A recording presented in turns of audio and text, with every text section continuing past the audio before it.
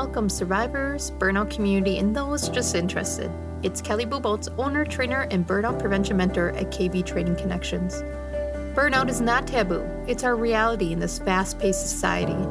But we are not going to let it drive the narrative to our stories. We're going to do something about it. So let's dig in.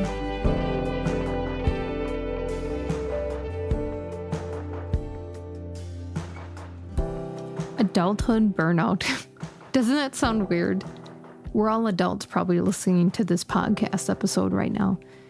And adulting full of independence and being able to do what you want, stepping into your skill set, finally being able to lead the pack. It seems it's not so dreamy what we thought it would be. Everything we're looking forward to in our teenage years and early 20s, we're here. You might even be past there. You might be in the dream. But based on workshops and individual coaching, ages 40 to 65 aren't enjoying the ride.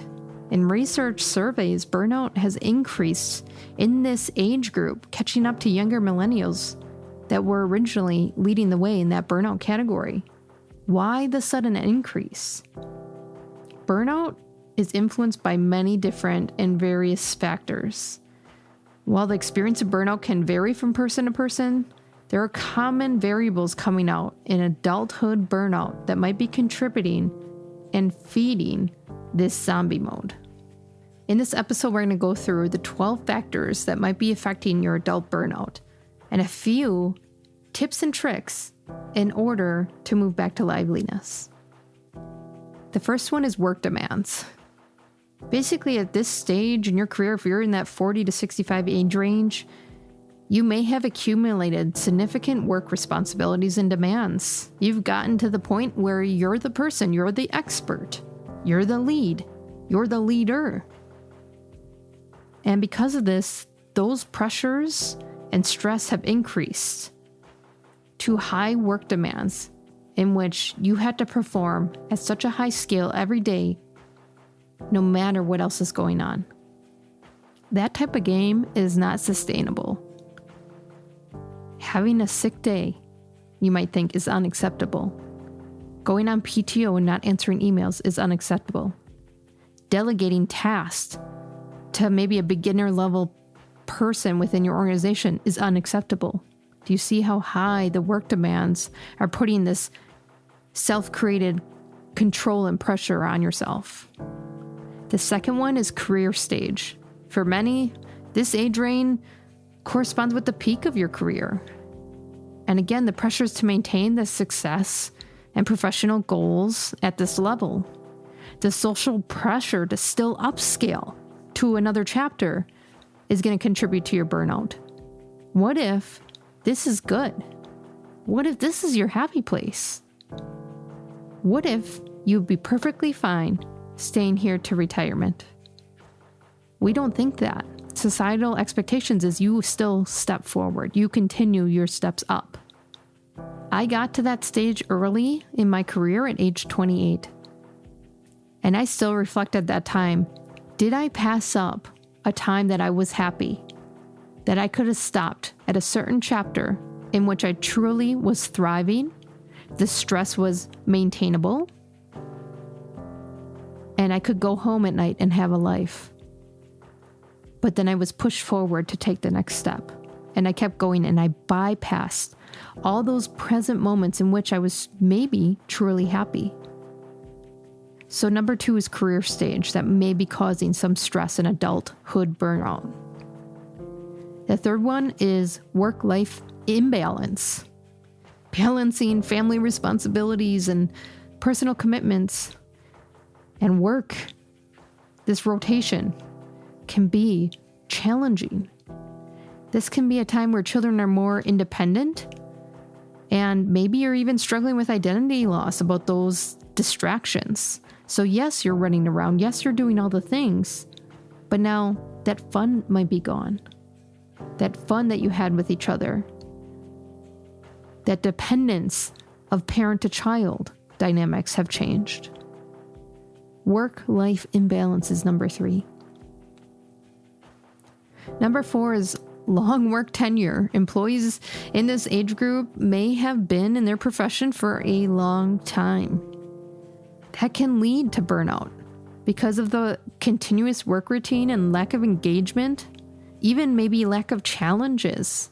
Things are coming so easy to you that you're bored. Yeah, you might work a lot. It doesn't mean you're not expending energy and effort, but are you challenged? Do you feel professional growth? Do you need a career change? It's interesting when I go into the workforce, meeting people who do a career change, and they are the happiest people I have ever met. And some of them are in their 40s. Some of them are in their 60s. But they finally stepped into a career path in which they thrive. So number 4 is long work tenure. Number 5 that might be contributing to adult burnout is caring for aging parents. Individuals in this group might be dealing with stress of caring for parents that are in that age where their health starts declining. Where do you put them? How do we care for them? That's adding to the overall workload on a daily basis. It's adding to an emotional burden in which you weren't maybe prepared for and is new to you. You're used to caring maybe for your children, friends, coworkers, and now you had to care for the very parents that may have taken care of you. And the interesting thing when I see people in this age group, when I work with them and they talk about aging parents and the stresses of that and how do they care for them and when can they find time for appointments and where do they live and the financials of that, and of course supporting your parents through that emotional stage in themselves, not just you as an individual, but your parents' emotional changes. That's all new. You have not went through that already. Give yourself some grace with that change, with that grieving what your parents have been to you and what they're stepping into.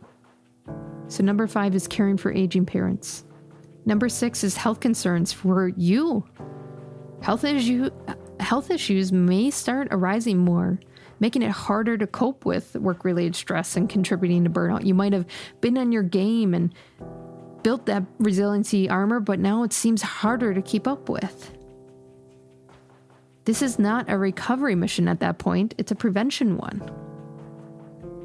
We just talked about aging parents. You might be seeing some health concerns in which now you want to prevent so you don't become that.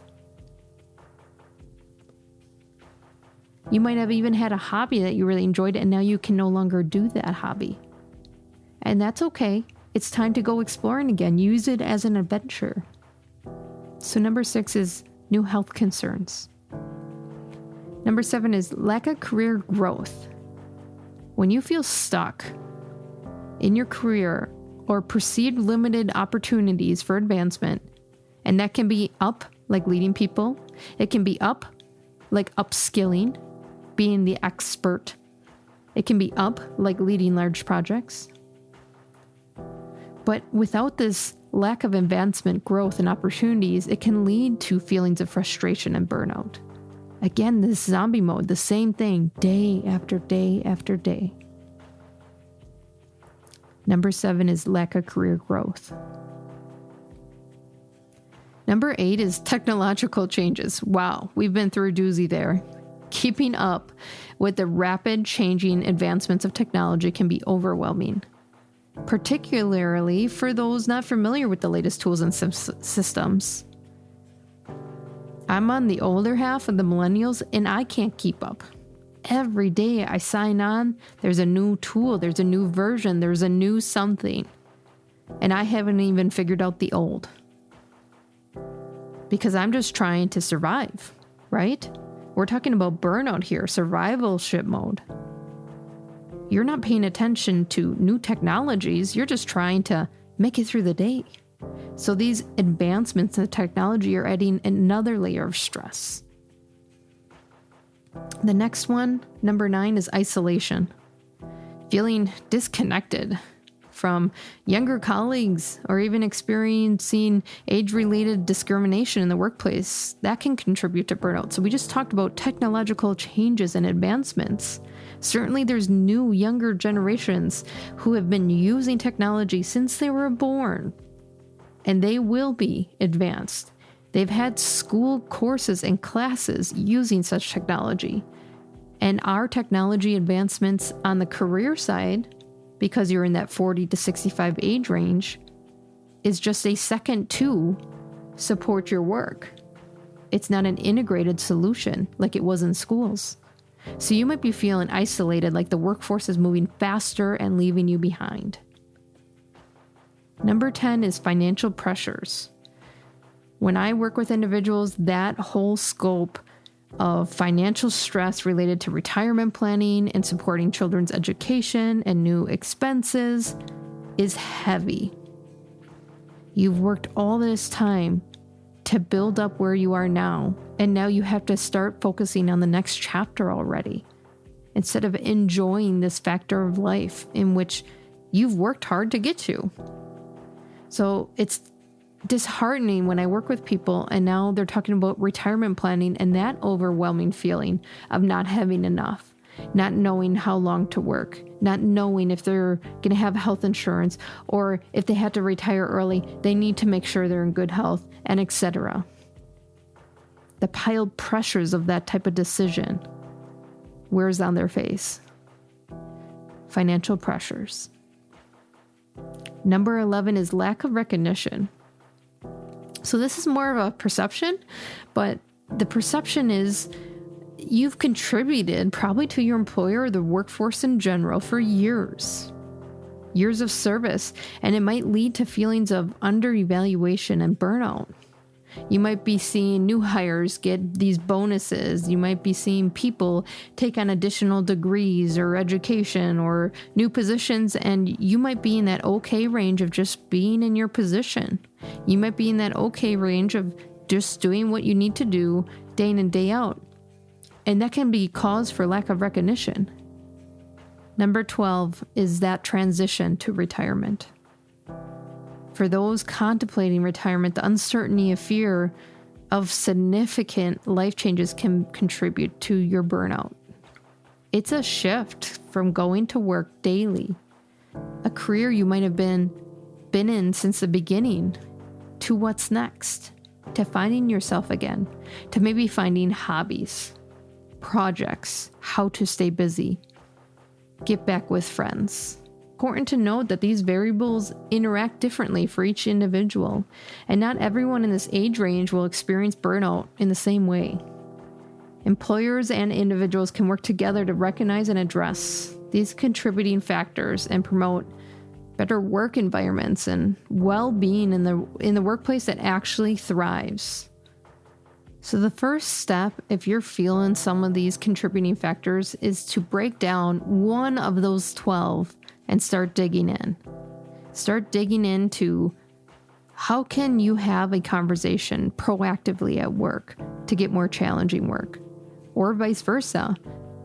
How can you have that conversation at work to get less challenging work, or delegation, or assistance and support because you're overloaded?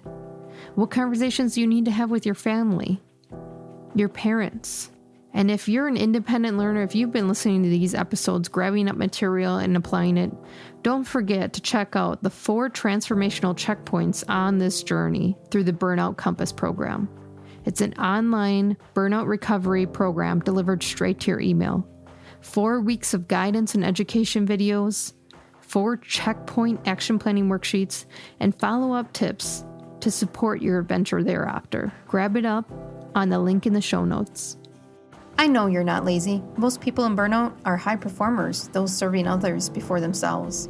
Don't discount this step today, the step in which you focus on your self-growth. Piecing together the puzzle is half the journey.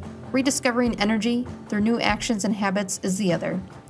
Do not underestimate the strength in your actions and the beast to do hard things that lies within you. Check out more burnout resources on my website to move from zombie mode back to liveliness. See you soon.